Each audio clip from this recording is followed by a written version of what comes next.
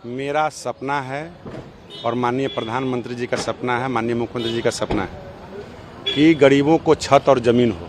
ज़मीन मिलेगा तब छत होगा, छत का पैसा आने के बाद भी ज़मीन लेने का नहीं बनता है।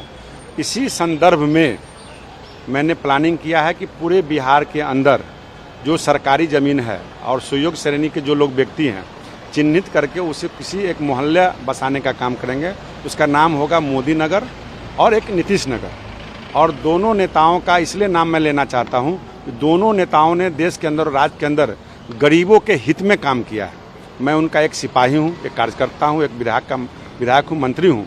तो निश्चित रूप से यह सपना साकार हो और मेरा भी सोच है कि गरीबों को सम्मान मिले। सम्मान तौर पे सिर्फ पर्चा ही नहीं मिले, वो जिस मोहल्ले में, जिस गांव में, जिस टोले में बसेंगे वहाँ पीने का पानी हो, वहाँ चलने के लिए रोड हो, रोशनी के लिए बिजली हो।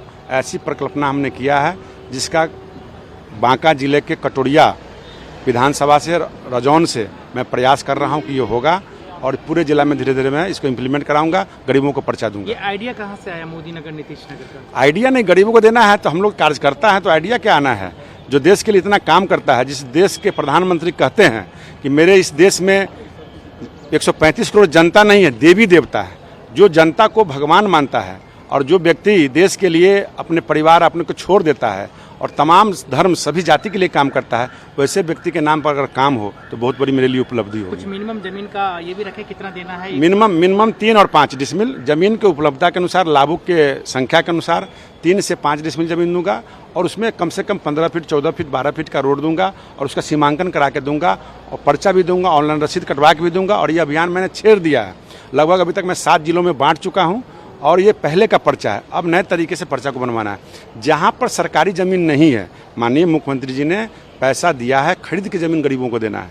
इसलिए माननीय मुख्यमंत्री जी का आभार प्रकट करता हूँ और देश के प्रधानमंत्री जी का आभार प्रकट करता हूँ कि उन्होंने पैसा देने का काम किया, इन्होंने ज़मीन देने का काम किया। दोनों का समन्वय बना के मैं लोगों को स्थापित करने का काम करूँगा। ये बनाया जाएगा। लगभग मेरा प्रयास है हर जिला में डेमो के तौर पर दिखाऊंगा।